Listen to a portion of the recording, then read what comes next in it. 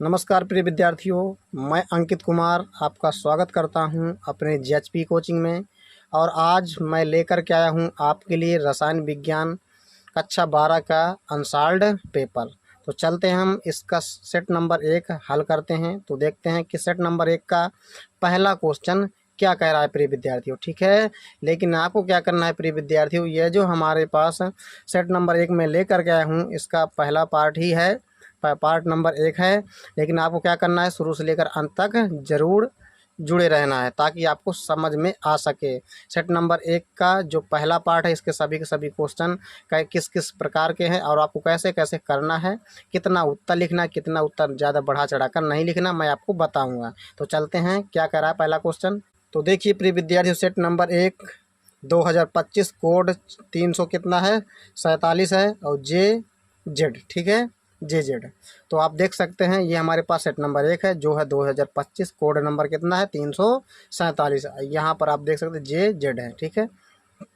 अब देखिए यहाँ पर पहला हमारे पास एक का क्वेश्चन कह रहा है कि एक ऐसे ठोस विलयन का उदाहरण दीजिए जिसमें विलेय कोई गैस हो। क्या हो? ठोस विलयन होना चाहिए, लेकिन विलेय क्या हो प्रिय विद्यार्थियों, गैस होना चाहिए। आप देख सकते हैं यहाँ पर ये हमारे पास पहला ऑप्शन है, जल में घुली हुई ऑक्सीजन। जल तो हमारे पास लिक्विड है ना, ऑक्सीजन तो विलेय है, लेकिन यहाँ पर जल ठोस थोड़ा ना है। तो ये पहला ऑप्शन आपका क्या हो जाएगा, ये गलत हो जाएगा प्रिय विद्यार्थियों। इसके बाद देखिए यहाँ से कह रहा है जल में घुला हुआ ग्लूकोज, ये भी आपका ऑप्शन गलत दिखाई दे रहा है, क्योंकि जल क्या है, यहाँ पर जल है, लिक्विड है, यानी कि मतलब ठीक है। और यहाँ पर ग्लूकोज क्या, सॉलिड यानी ठोस है, तो ये भी आपका गलत हो जाएगा, क्योंकि विलेय क्या होना चाहिए, गैस होना चाहिए। यहाँ पर तो विलेय गैस है ही नहीं है। अब देखिए यहाँ पर कह रहा है कि पैलेडियम में हाइड्रोजन का विलयन, यानी पैलेडियम का क्या है प्रिय विद्यार्थियों, पैलेडियम जो हमारे पास है ये एक प्रकार की धातु है, ठीक है, ये ठोस है। और हाइड्रोजन क्या है, गैस है। तो हाइड्रोजन गैस इसमें यानी विलय हो जाएगी। तो आपका आंसर क्या हो जाएगा, पैलेडियम में हाइड्रोजन का विलयन, यानी पैलेडियम हाइड्रोजन में क्या हो जाएगी, विलय हो जाएगी। ये भी आपका ऑप्शन गलत हो जाएगा, क्योंकि कह रहा नाइट्रोजन में कपूर का विलयन, ये भी गलत है। तो देख सकते हैं यहाँ पर ये हमारा तीसरा ऑप्शन बिल्कुल सही हो जाएगा, एक का काका। अब इसके बाद देखिए यहाँ से कह रहा है प्रिय विद्यार्थियों हमारे पास खा नंबर क्वेश्चन कह रहा है जलीय विलयन में द्विसंयोजी आयन के चुंबकीय आघूर्ण का मान होगा यदि इसका परमाणु क्रमांक 25 है, ठीक है। तो ये सभी ऑप्शन दिए हैं। तो आपको क्या करना है, ये जो परमाणु क्रमांक 25 है ना, ये किसका होता है, Mn यानी मैग्नीज का होता है। लेकिन कह रहा है द्विसंयोजी आयन, यानी कि मतलब Mn के ऊपर जो है 2+ चार्ज हो, कितना होगा, 2+ चार्ज होगा। परमाणु क्रमांक तो 25 होता है यहाँ पर, लेकिन द्विसंयोजी आयन कह रहा है तो 2+ लगाना पड़ेगा। तो हमें क्या करना है, यदि चुंबकीय आघूर्ण निकालना है तो सबसे पहले प्रिय विद्यार्थियों हमें पता होना चाहिए कि Mn2+ के पास कितने क्या अयुग्मित इलेक्ट्रॉन हैं। सबसे पहले ये हमें पता होना चाहिए, क्योंकि चुंबकीय आघूर्ण का सूत्र ही होता है √n, n+2 होता है। n क्या है, जहाँ पर n जो है हमारे पास है अयुग्मित इलेक्ट्रॉनों की संख्या है, तो हमें अयुग्मित इलेक्ट्रॉन की संख्या पता करना पड़ेगा, ठीक है। तो हमें क्या करना पड़ेगा, सबसे पहले ये जो हमारे पास Mn2+ है इसका इलेक्ट्रॉनिक विन्यास करेंगे। तो यदि आप आर्गन ऐसे लिख दोगे और कोष्टक बंद कर दोगे, इसका मतलब है आपने 18 इलेक्ट्रॉन भर दिए, ये आर्गन 18 इलेक्ट्रॉन खा गया, ठीक है। फिर इसके बाद क्या होता है, 4s0, फिर 3d5 होता है इसका इलेक्ट्रॉनिक विन्यास है। तो यहाँ पर देख सकते हैं डी के पास कितने इलेक्ट्रॉन भरे गए, यहाँ पर 5 इलेक्ट्रॉन, डी में कितने हैं, 5 हैं। तो आप डी के 5 कक्षक बनाइएगा, 1 2 3 4 5, कितने कक्षक होते हैं, 5 होते हैं डी के, ठीक है। तो 5 इलेक्ट्रॉन है प्रिय विद्यार्थी, पहले एक एक करके आप भर दीजिएगा, तो एक भी नहीं बचे ना, पांचों के इलेक्ट्रॉन यहाँ पर भर गए हैं। तो अयुग्मित का मतलब होता है जोड़े में नहीं होना चाहिए, तो सभी तो सिंगल है ना, ये इलेक्ट्रॉन सभी सिंगल है, इसका मतलब 1 2 3 4 5 है। तो n बराबर कितना हो जाएगा, 5। अयुग्मित इलेक्ट्रॉन कितने हो जाएंगे, 5 हो जाएंगे। तो आपको क्या करना है, यहाँ पर रख देना है सूत्र में, तो यहाँ पर 5 रख दिया, यहाँ पर भी 5, 5 + 2 हो जाएंगे कितने, 7 हो जाएंगे, 7 × 5 = 35 हो जाएगा, या गुणा करा देंगे देंगे, ठीक है।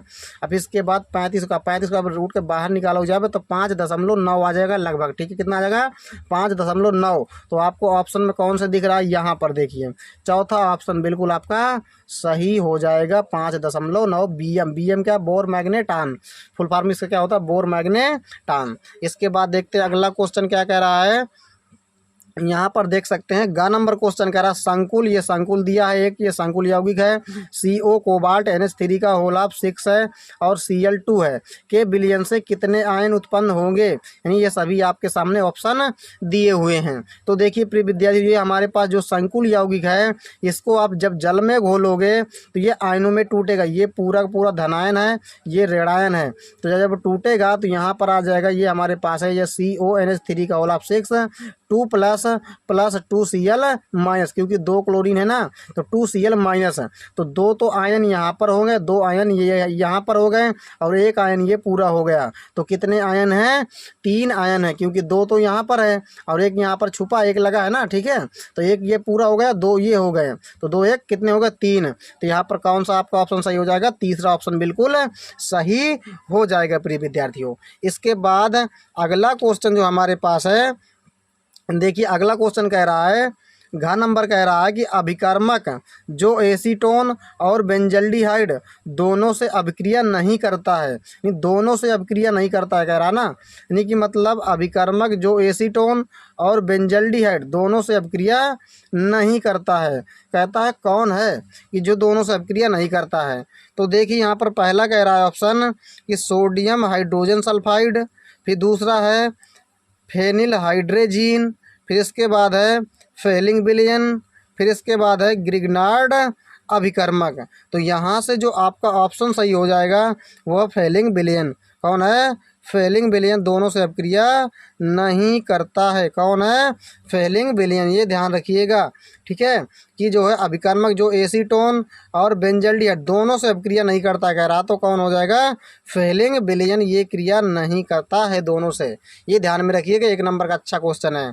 अंगा नंबर क्वेश्चन कह रहा है सबसे मीठा शुगर है, तो कौन है सबसे मीठा शुगर? ग्लूकोज है कि लैक्टोज की सुक्रोज की फ्रक्टोज? तो सबसे मीठी शर्करा जो होती है वो होती है फ्रक्टोज। कौन होती है प्रिय विद्यार्थियों? फ्रक्टोज होती है। तो आपका चौथा ऑप्शन बिल्कुल सही हो जाएगा। इसके बाद देखते हैं अगला क्वेश्चन।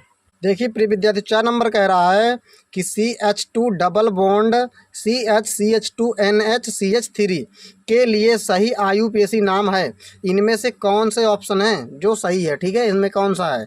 तो देखिए सबसे पहले आपको क्या करना है, IUPAC जब भी नाम लिखते हैं तो गिनती सबसे पहले कहाँ से करते हैं? जहाँ से हमारे पास क्रियात्मक समूह होता है। ये आपको NH दिखाई दे रहा ना, NH, तो यहाँ से आप गिनती करोगे तो लंबी चैन तो यही है कार्बन की, 1 2 3, लेकिन N के साथ क्या है? मेथिल है। सबसे पहले आपको मेथिल नाम लिखना पड़ेगा। तो यहाँ पर कहीं मेथिल पहले दिखाई ही नहीं दे रहा है, तो ये ऑप्शन में दिखाई दे रहा है। N से जुड़ा क्या है? मेथिल, तो N मेथिल, ठीक है। फिर इसके बाद कितने कार्बन? 3, तो हो जाएगा प्रोप। डबल बॉन्ड का नाम लगा है 1 2, दूसरे नंबर पर 2 इन हो जाएगा। फिर इसके बाद 1 नंबर में क्या? एमीन, तो 1 एमीन। तो आपका चौथा ऑप्शन बिल्कुल सही हो जाएगा, ठीक है। इसके बाद देखिए यहाँ से कह रहा है 2 का क्वेश्चन है, 5.0 ग्राम एथेनोइक अम्ल CH3COO, जिसका सूत्र है किसका? एथेनोइक अम्ल का ये सूत्र है कि 150 ग्राम बेंजीन में विलयन की मोललता की गणना कीजिए। मोललता कह रहा था, मोललता का सूत्र क्या होता है? मोललता बराबर होता है स्मॉल w यानी विलय का भार गुणे 1000 बटे स्मॉल m यानी अणु भार होता है विलय का, और कैपिटल W यानी विलायक का भार होता है 1 ग्राम में, ठीक है। तो देखिए 5.0 ग्राम क्या है? एथेनोइक अम्ल, ये है विलय के 150 ग्राम बेंजीन में विलयन की मोललता, यानी इसको इसमें घोला गया है बेंजीन में, तो ये क्या है? विलय है। इसकी मात्रा कितनी है? यानी 5 ग्राम है। विलय का भार कितना है? 5 ग्राम है। और विलायक का कितना है? यहाँ पर विलायक ये हमारे पास बेंजीन कितना है? 150 ग्राम है, ठीक है।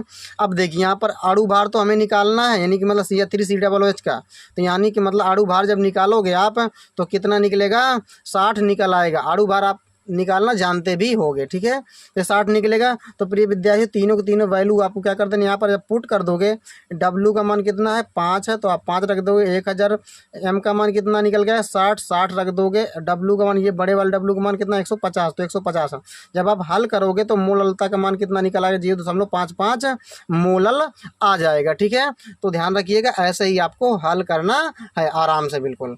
अब देखिए इसके बाद अगला क्वेश्चन यहाँ से कह रहा है ख नंबर कि ताप बढ़ाने पर गैसों की द्रवों में विलेयता में हमेशा कमी आने की प्रवृत्ति क्यों होती है। यानी कि मतलब ताप बढ़ाने पर गैसों की द्रव में विलेयता घटती है, तो कह रहा है क्यों कमी आती है, यानी कि मतलब तो क्यों। तो देखिए यहाँ पर आपको लिखना है उत्तर में, गैसों की द्रवों में विलेयता की प्रक्रिया एक क्या है, ऊष्माक्षेपी प्रक्रिया है। क्या है, ऊष्माक्षेपी प्रक्रिया है। जब जो है गैसों को द्रव में मिलाया जाता है और ताप भी बढ़ाया जाता है, तो कौन सी क्रिया होती है, ऊष्माक्षेपी क्रिया होती है। कौन सी होती है, ऊष्माक्षेपी होने लगती है, यानी कि मतलब हीट बाहर निकलने लगती है। अगर हीट बाहर निकल रही है तो इसका मतलब है ऊष्माक्षेपी क्रिया हो रही है, ऊष्माक्षेपी। ठीक है, ऊष्मा शोषी का मतलब ऊष्मा जब सोख जाए कोई भी पदार्थ है तो ऊष्मा शोषी में आ जाएगा। अतः कह रहा है इसके बाद, अतः लासा तैलीय, यानी ये वैज्ञानिक का नाम है, लासा तैलीय के अनुसार ताप क्रम में वृद्धि करने से वृद्धि से गैसों की द्रव में विलेयता क्या हो जाती है, कम हो जाती है। यानी कि मतलब इस वैज्ञानिक के अनुसार, लासा तैलीय के अनुसार, यदि ताप बढ़ाओगे यानी ताप में वृद्धि करोगे तो गैसों की द्रव में विलेयता क्या होने लगी, घटने लगी, यानी कम होने लगेगी। ये ध्यान में रखना है। यदि टेम्परेचर को आप इंक्रीज करोगे तो ये क्या होगा, गैसों की द्रव में विलेयता क्या हो जाएगी, डिक्रीज हो जाएगी। ये ध्यान रखिएगा। ठीक है, इसके बाद देखते हैं प्रिय विद्यार्थियों अगला नंबर जो क्वेश्चन कह रहा है यहाँ से हमसे, ये भी एक अच्छा क्वेश्चन है। ये सभी के सभी जो क्वेश्चन है ये बहुत ही अच्छे क्वेश्चन है। ये ग नंबर कह रहा है लैंथेनाइडों द्वारा कौन कौन सी ऑक्सीकरण अवस्थाएं प्रदर्शित की जाती हैं। तो लैंथेनाइड जो होते हैं हमारे पास हैं, ये कौन कौन सी ऑक्सीकरण अवस्थाएं प्रदर्शित करते हैं, यानी दिखाते हैं। तो ध्यान में रखिएगा, जो लैंथेनाइडों की सामान्य स्थायी ऑक्सीकरण अवस्था होती है, जो स्टेबल यानी स्थायी ऑक्सीडेशन जो स्टेज है वो कितनी है, +3 होती है। कितनी होती है, +3 होती है। ये ध्यान रखिएगा। जो हमारे पास लैंथेनाइडों की जो नॉर्मल स्थायी ऑक्सीकरण अवस्था होती है वो कितनी होती है, +3 होती है। लेकिन जो कुछ और तत्व होते हैं जो +2 और 4 भी ऑक्सीकरण अवस्थाएं दिखाते हैं। ठीक है, ये ध्यान में रखिएगा। यही इसका आंसर है प्रिय विद्यार्थियों, कि कुछ जो है +2 भी दिखाते हैं, +4 भी ऑक्सीकरण अवस्थाएं भी क्या करते हैं, वो प्रकट करते हैं, नहीं दिखाते हैं। तो ये ऐसा आपको लिखना है। लेकिन एक नंबर में यदि क्वेश्चन आए कि सामान्य स्थायी ऑक्सीकरण अवस्था कौन है लैंथेनाइडों की, तो कितनी है, +3 है। ये ज़्यादा स्टेबल ऑक्सीडेशन नंबर है, लेकिन ये ज़्यादा स्टेबल नहीं है। इसके बाद है घ नंबर क्वेश्चन कह रहा है हमसे, 2 का घ कह रहा है क्योंकि एक ये संकुल यौगिक है हमारे पास बना है, ये संकुल यौगिक है पूरा, के ज्यामितीय समावयवों की संरचनाएं दर्शाइए। ये जो संकुल है ना, FeNH3 का होल्टॉइज और Cn का होल 4। ठीक है, तो देखिए इसकी ज्यामितीय समावयवता कैसे बताई जाती है कि जो हमारे पास एक Fe क्या होता है, ये केंद्रीय धातु परमाणु होता है। ये क्या होता है, केंद्रीय धातु परमाणु। ये दोनों के दोनों जो हमारे पास हैं ये लिगैंड है, क्योंकि कोष्टक में 2 ही लोग रहते हैं, एक तो केंद्रीय धातु परमाणु और एक तो लिगैंड होते हैं। लेकिन लिगैंड एक भी हो सकता है या एक से ज़्यादा हो सकते हैं कोष्टक के अंदर, ध्यान रखिएगा। ठीक है, तो यहाँ पर देखिए जब भी ज्यामितीय समावयवता की बात पूछेगा तो यहाँ पर कितने लिगैंड होंगे, 2 प्रकार के लिगैंड होंगे। ठीक है, तो यहाँ पर देखिए, यहाँ पर 2 यानी कि मतलब NH3 है और 4 साइनाइड हैं। तो Fe जो हमारे पास, ये Fe को बीच में रखें क्योंकि ये सेंट्रल मेटल एटम है, तो ये सेंट्रल मेटल एटम है, केंद्रीय धातु परमाणु, इसीलिए इसे बीच में रखेंगे। ये हमारे पास होते हैं इलेक्ट्रॉन को दान करने वाले, जिन्हें कहते हैं लिगैंड। जो इलेक्ट्रॉन का दान करते हैं वो लिगैंड होते हैं।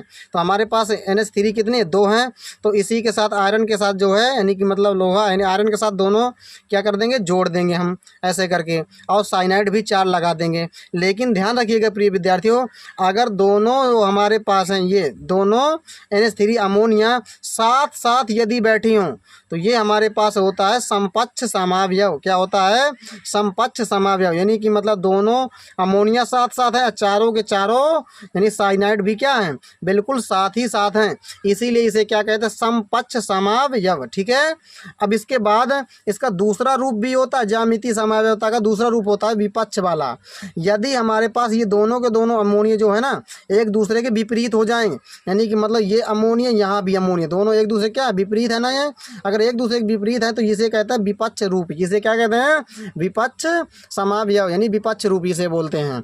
तो देखिए अब इसी प्रकार साइनाइड भी एक दूसरे क्या है, आमने सामने, ये दोनों साइनाइड भी एक दूसरे के आमने सामने हो जाएंगे, तो इसीलिए इसे कहते हैं विपक्ष समावयव। ध्यान रखिएगा। इसके बाद देखते हैं अगला क्वेश्चन। देखिए प्रिय विद्यार्थी, तीसरे का क्वेश्चन कह रहा है निम्नलिखित अभिक्रियाओं को उपयुक्त रासायनिक समीकरण से समझाइए। नंबर 1 है वोल्टाज अभिक्रिया, नंबर दूसरा है वोल्टाज फिटिक अभिक्रिया। तो उत्तर में पहला हमारे पास है वोल्टाज अभिक्रिया। तो वोल्टाज अभिक्रिया क्या होती है, जब हमारे पास मेथिल क्लोराइड की अभिक्रिया सोडियम के साथ कराएंगे शुष्क ईथर की उपस्थिति में, तो एथेन बनता है। क्या बनता है, एथेन बनता है। तो हमारे पास ये है मेथिल क्लोराइड, ये क्या है, मेथिल क्लोराइड है, यानी कि मतलब एक प्रकार का हैलो एल्केन ही है। हैलो एल्केन कोई भी ले सकते हो प्रिय विद्यार्थी, ध्यान रखिएगा। आप एथिल क्लोराइड ले सकते हो, आप प्रोपिल क्लोराइड भी ले सकते हो। मैं यहाँ पर छोटा एग्जाम्पल लिया हूँ मैं, क्योंकि यहाँ पर छोटा एग्जाम्पल लूँगा तो आपको ज़्यादा समझ में आएगा। ये क्या है, मेथिल क्लोराइड। आप एथिल क्लोराइड भी ले सकते हो, प्रोपिल क्लोराइड भी ले सकते हो। ठीक है। आप ब्यूटिल क्लोराइड भी ले सकते हो, कोई भी क्लोराइड ले सकते हो वोल्टाज अभिक्रिया में। यानी कि मतलब कुल मिलाकर आपको क्या करना है, हैलो एल्केन कोई सा भी आप ले सकते हो, यानी कि 1 डिग्री वाला हो या 2 डिग्री वाला हो या 3 डिग्री वाला हो, इनमें से कोई भी आप ले सकते हो। तो यहाँ पर ये हमारे पास है, ये 0 डिग्री वाला है, आप 1 डिग्री वाला भी ले सकते हो। ठीक है। 2 डिग्री वाला भी, 3 डिग्री वाला भी, उदाहरण के लिए। तो ये हमारे पास CH3Cl है और Na है, तो 2 Na 2 Cl, तो 2 NaCl निकल जाएगा, 2 CH3 हो जाएंगे। ये हमारे, ये एथेन है, ये मेथिल क्लोराइड है। इसी को क्या कहते हैं, वोल्टाज अभिक्रिया। अब वोल्टाज फिटिक अभिक्रिया में क्या होता है, क्लोरोबेंजीन लोगे आप और Na 2 मॉलिक्यूल इसके, और इसके बाद नहीं, दो अणु लेंगे, 2 अणु नहीं सॉरी, यानी 2 Na लेंगे हम, और यहाँ पर CH3Cl लेंगे, CH3Cl, और यहाँ पर शुष्क ईथर की उपस्थिति रहेगी। जैसे यहाँ पर शुष्क ईथर, यहाँ भी शुष्क ईथर, तो यहाँ पर क्या होगा, 2 क्लोरीन 2 Na, तो 2 NaCl निकल जाएगा, और ये CH3 यहाँ पर जुड़ जाएगा तो बना देगा टालुइन। क्या बना देगा, टालुइन। तो यही क्या, वोल्टाज फिटिक अभिक्रिया। ठीक है। जब क्लोरोबेंजीन की क्रिया सोडियम और मेथिल क्लोराइड के साथ कराते हैं शुष्क ईथर की उपस्थिति में, तो टालुइन बनता है, इसी को कहते हैं वोल्टाज फिटिक अभिक्रिया। इसके बाद देखते हैं, ये अगला क्वेश्चन कह रहा है नंबर कि तुल्य आणविक भार वाले हाइड्रोकार्बनों की अपेक्षा एल्कोहल जल में अधिक विलेय होते हैं समझाइए कह रहा है। तो देखिए यहाँ पर आपको लिखना है उत्तर में कि जो हमारे पास एल्कोहल है ये ज़्यादा जल में विलेय हैं, तो क्यों, यही तो पूछ रहा है। यानी कि मतलब हाइड्रोकार्बन की अपेक्षा एल्कोहल जल में ज़्यादा विलेय होते हैं, यानी अधिक। तो लिखना है आपको क्यों विलेय होते हैं, यही बताना है। तो एल्कोहल जल में अधिक विलेय इसलिए होते हैं क्योंकि एल्कोहल जल के साथ क्या बना लेते हैं, H बॉन्ड बना लेते हैं, यानी हाइड्रोजन बंध बना लेते हैं, जबकि हाइड्रोकार्बन ऐसा नहीं कर पाते हैं। यानी कि मतलब जो हाइड्रोकार्बन है वो जल के साथ H बॉन्ड नहीं बना पाते हैं, जबकि अल्कोहल बना लेता है। इसीलिए अल्कोहल क्या है, जल में अधिक विलेय होता है, जबकि हाइड्रोकार्बन अधिक विलेय नहीं होता है, बहुत कम होता है। ठीक है। देखिए यहाँ पर ये हमारे पास अल्कोहल है ROH, ये क्या है, अल्कोहल है, और ये क्या है, पानी है, HOH, यानी कि मतलब H2O, यानी कि पानी का सूत्र है। तो यहाँ पर H क्या करेगा, ऑक्सीजन के साथ बॉन्ड बना लेगा। ये जो बॉन्ड आपको दिखाई दे रहा है डैश, इसे कहते हैं H बॉन्ड। क्या कहते हैं, हाइड्रोजन बंध, यानी H बॉन्ड। इसीलिए क्या होते हैं, अल्कोहल जल में अधिक विलेय होते हैं पानी। ठीक है। इसके बाद देखिए यहाँ पर ग नंबर क्वेश्चन कह रहा है कि निम्न में विभेद कीजिए। ठीक है। अंतर यानी बताना है हमें। पहला है प्रोपेनल एवं प्रोपेनोन, दूसरा फिनाल एवं बेंजोइक अम्ल। तो सबसे पहले का हम जानेंगे उत्तर, ये प्रोपेनल एवं प्रोपेनोन में। तो प्रोपेनल टालेन अभिकर्मक से क्रिया करता है, कौन, प्रोपेनल, जबकि जो हमारे पास प्रोपेनोन है वो टालेन अभिकर्मक से क्रिया नहीं करता। हो गया हमारे पास विभेद, क्योंकि हमने विभेद करने के लिए हमसे कह रहा था तो हमने विभेद कर दिया कि जो प्रोपेनल है वो टालेन अभिकर्मक से क्रिया कर लेता है, जबकि प्रोपेनोन ऐसा नहीं कर पाता, यानी टालेन अभिकर्मक से क्रिया नहीं करता है। तो देखिए प्रोपेनॉल का सूत्र होता है प्रिय विद्यार्थियों CH3CH2CHO और टॉलिन अभिकर्मक का क्या होता है Ag2O। क्या होता है Ag2O। जब आप क्रिया कराओगे तो Ag2O काम क्या होता है, सामने वाले को ऑक्सीडाइज कराना, तो सामने वाले को ऑक्सीकृत कर देगा तो CH3CH2COOH बन जाएगा। यहाँ पर CHO किस में चेंज हो जाएगा COOH में, प्लस में क्या हो जाएगा 2Ag, तो यहाँ पर बन जाएगा प्रोपेनोइक अम्ल। क्या बन जाएगा प्रोपेनोइक अम्ल, प्लस में क्या 2Ag यानी रजत दर्पण इसे बोलते हैं। इसे क्या बोलते हैं रजत दर्पण बोलते हैं, इसे प्रोपेनोइक अम्ल बोलते हैं। आप लिख भी सकते हैं, मैं बोल रहा हूँ ये क्या प्रोपेनोइक अम्ल, ये क्या है रजत दर्पण है। ठीक है, अब इसके बाद देखिए प्रिय विद्यार्थी प्रोपेनोन, ये हमारे पास CH3COCH3, इसे प्रोपेनोन भी बोलते हैं, इसे एसीटोन भी बोलते हैं। क्या नाम है इसका दूसरा एसीटोन भी नाम है इसका, IUPAC में बोलते हैं प्रोपेनोन। अब इसके बाद क्या करना है हमें, टॉलिन अभिकर्मक के साथ यहाँ पर टॉलिन अभिकर्मक रखेंगे और ये क्रिया ही नहीं करता, क्योंकि यहाँ पर लिखा है ना प्रोपेनोन टॉलिन अभिकर्मक से क्रिया नहीं करता, तो नो रिएक्शन आप लिख दीजिएगा यहाँ। इसके बाद देखते हैं दूसरे का आंसर। दूसरे का आंसर देखिए प्रिय विद्यार्थियों, दूसरे का है बेंजोइक अम्ल NaHCO3 से क्रिया करके CO2 गैस उत्पन्न करता है, जबकि फिनाल ऐसा नहीं करता है। यानी कि जब मतलब जो हमारे पास बेंजोइक अम्ल है, ये बेंजोइक अम्ल का सूत्र होता है, और NaHCO3 इसे कहते हैं बेकिंग सोडा या खाने वाला सोडा इसे कहते हैं।